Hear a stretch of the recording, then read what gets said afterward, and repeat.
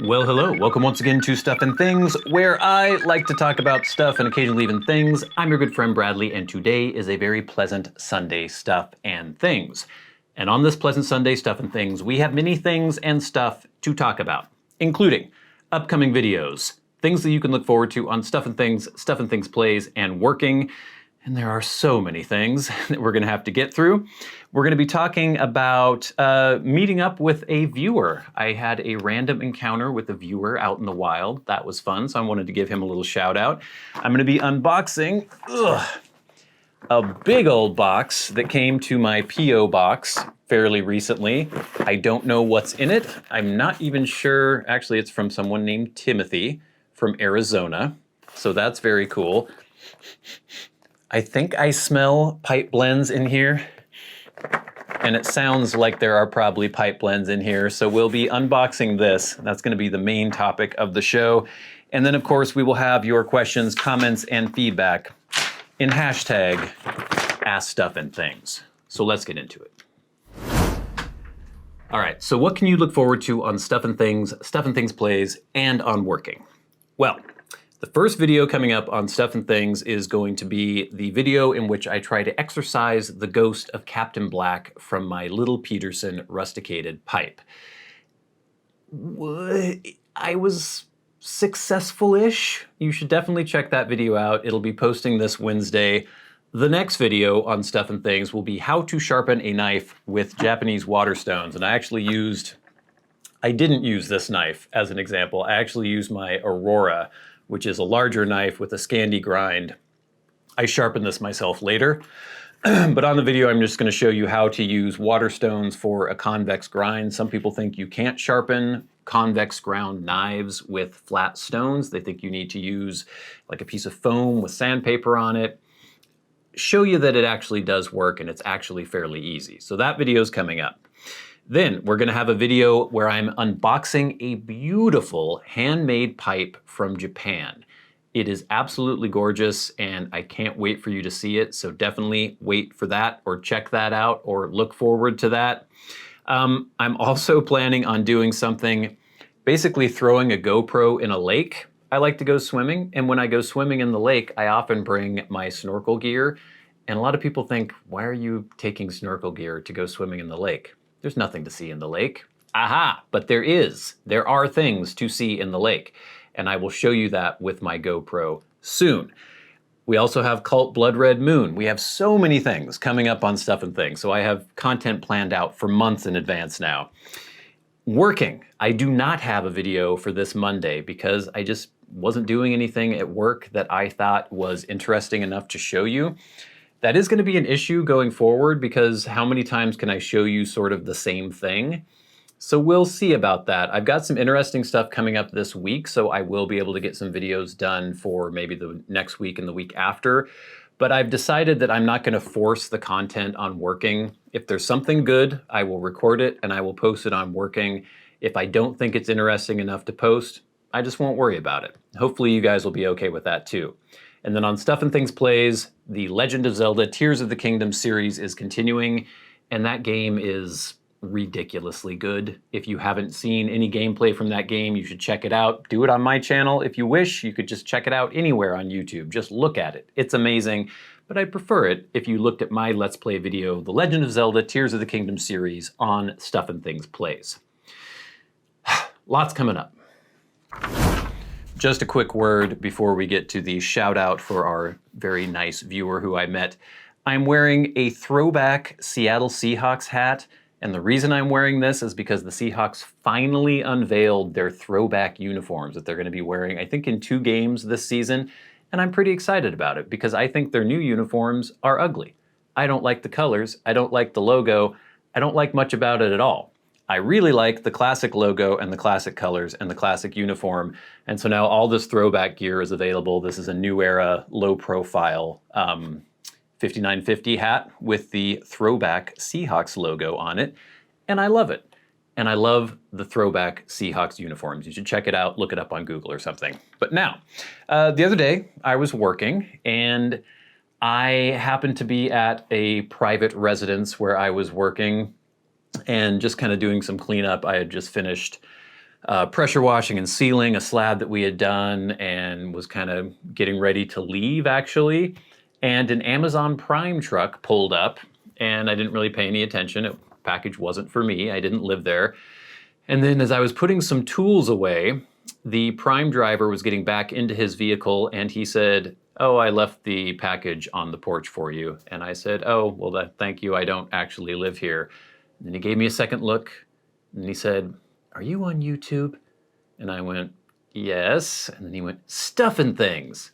And it was a viewer, and he was very friendly and very nice. His name was Gene, so I just wanted to say hello once again to Gene. Shook his hand, had a nice little quick chat, and he said he really enjoyed the pipe content, and it's always cool to meet people who are into the channel, and people who are, if you see me out and about, it's totally okay to come up and say hello. That hasn't happened a ton, but it has happened, I guess, 3 times now in the actual city in which I live, and then it's happened a couple times when I've been in other places elsewhere in the country. But yeah, it's nice. It's not like I have to worry about being recognized very often, believe me. But when someone does and someone is nice, it's always a pleasant experience. So thank you, Gene, and I just wanted to shout you out on this week's Sunday Stuffin' Things. But now, gang, it is time to unbox this very large box filled with goodies. What could be inside?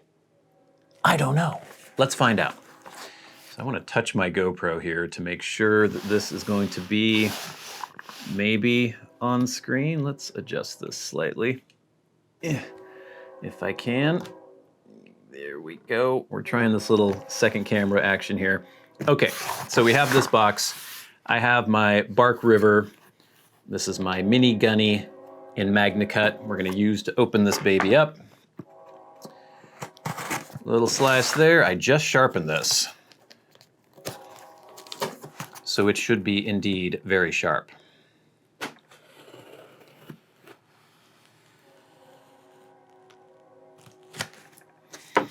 All right, let's open her up and see what we have inside here.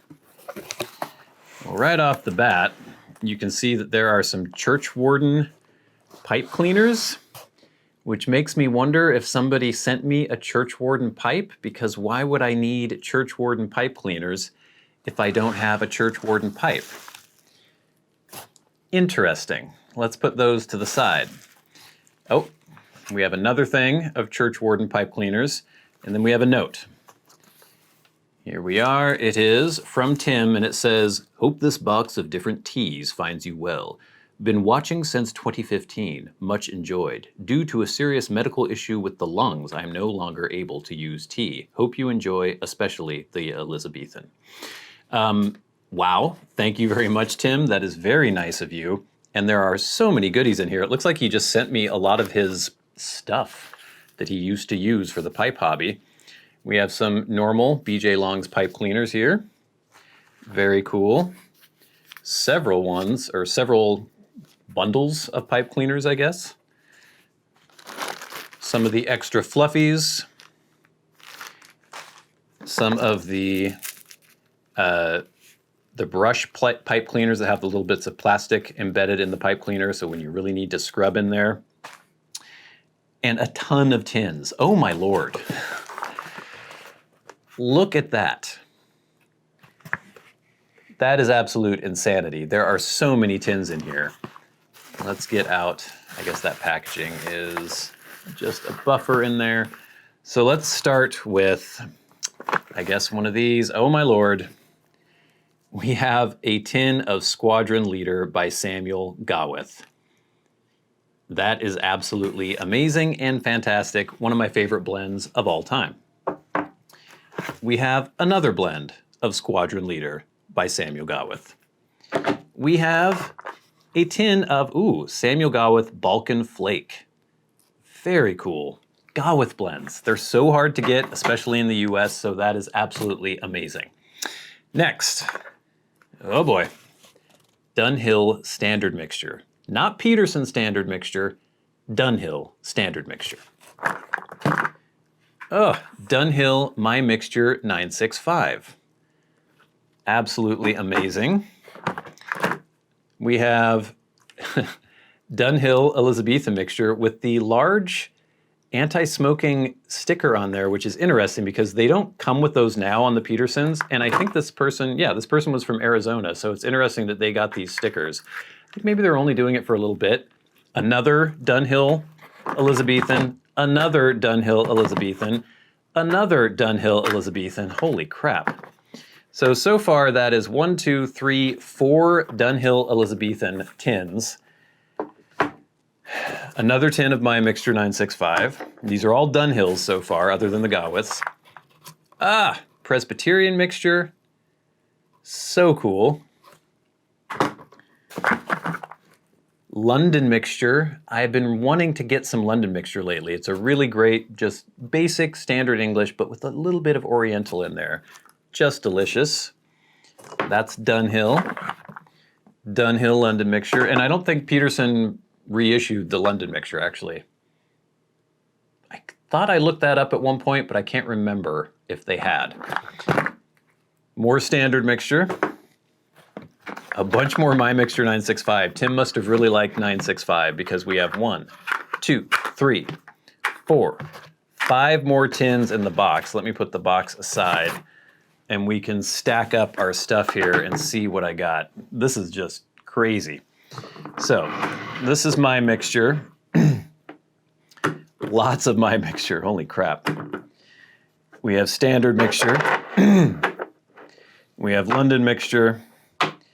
We have Presbyterian mixture. And then we have 1, 2, 3, 4 tins of Dunhill Elizabethan, 2 of Squadron Leader, and 1 of Balkan Flake. Oh my God. Tim, that is so extremely generous of you. I can't thank you enough for that. I'm really sorry to hear that you're having some medical issues and you're no longer able to enjoy this stuff. But thank you so much for sending that along. You are so generous, and I just don't really know what to say. I'm flabbergasted. All right, gang, but now it is time for hashtag #AskStuffandThings. Remember, if you have a question for me and you would like it answered on the Sunday Stuff and Things, tweet at SAT Bradley with the hashtag #AskStuffandThings. You can also write to me via Patreon if you are a Patreon supporter and go right to the front of the line. You can leave a super thanks under this video by hitting that little super thanks button and go right to the front of the line, or you can leave comments, questions, and feedback on my YouTube videos in the comments section. First, we have some feedback from last week's Sunday Stuff and Things. This is from it's from Scott M. Yes, so we're using those @ names now on YouTube, and so I didn't realize that this person, Shock and Awe, was actually Scott M, but they very helpfully included their name when they left this super thanks. Thank you so much for the super thanks, Scott M. And they say, Bradley, I work in the banking industry and did not think I would enjoy working much. Enjoy working, the new YouTube channel that I have, very much. I really enjoyed your Q&A this week and look forward to more content. Scott M. Thank you, Scott M. Next, from Les Brady. Yes, Les Brady. I'm deciphering these @ names here. Hi, Bradley. Would you please let us know when you're beginning the Border trilogy by Cormac McCarthy? I'd like to read along with you. McCarthy is a favorite author, and I'm on a bit of a memorial read-through, and the trilogy would be a great next step. I just reread Blood Meridian, and I'm halfway through The Passenger, one of his 2 latest published novels. Also, Diamond Head might be a good next stop on your Captain Earl's journey. Thank you very much, Les. And yes, probably be a little while. I'm still working my way through The Horse, the Wheel, and Language, which is very dense, but I don't know. And I'm reading that fairly slowly because to me,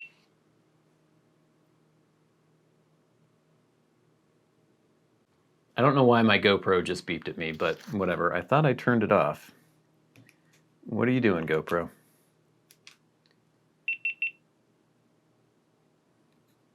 You should be off, yes? Okay. All right. Anyway, as I was saying, I'm working my way through this other book, but I will be rereading, or I will be reading the Border trilogy soon, and I will definitely let you guys know. And yeah, we could read along together. That'll be fun. Next, from @Solar Labyrinth. I've been working my way through Cormac McCarthy's entire works over the last couple of years in publication order.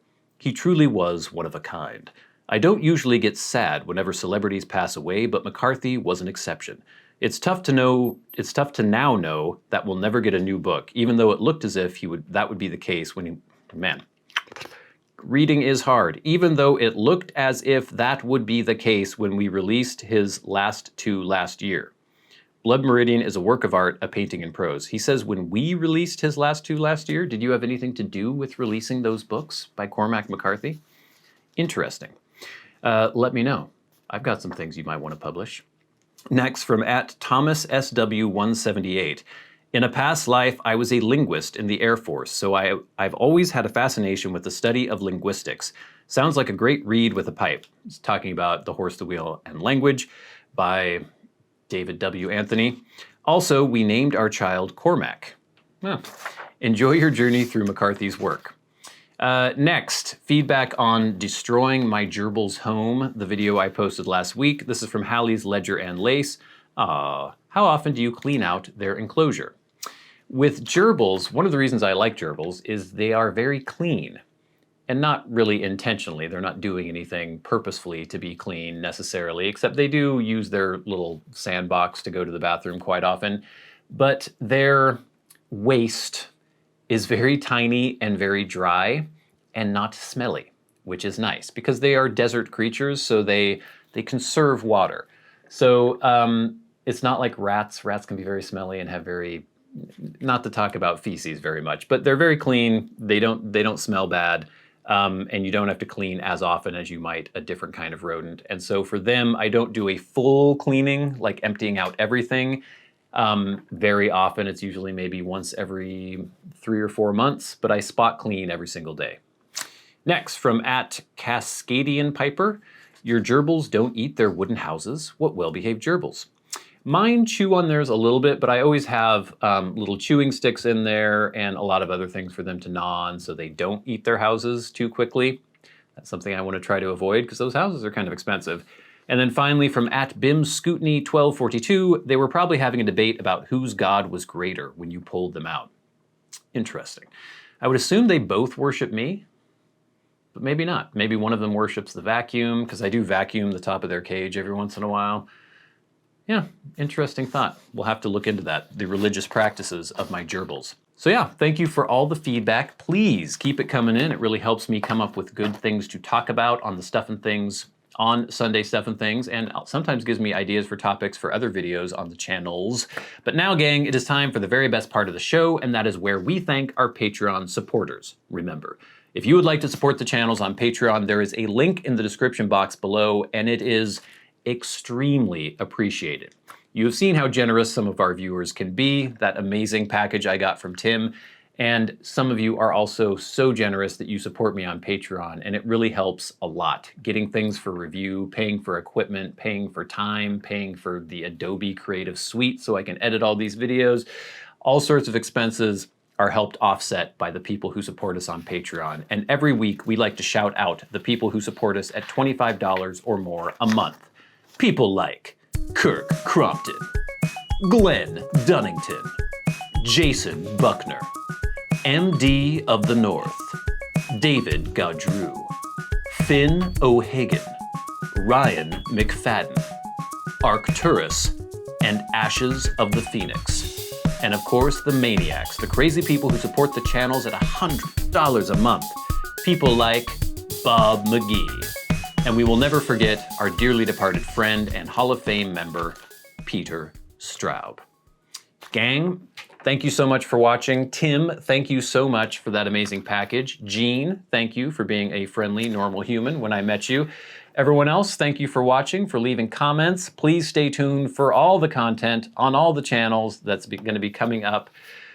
I said a lot. I think we've done a lot in this episode. So until next time, until we meet again, I've been your good friend Bradley. You've been the audience. This has been Stuff and Things on a very pleasant Sunday Stuff and Things. I'll see you later.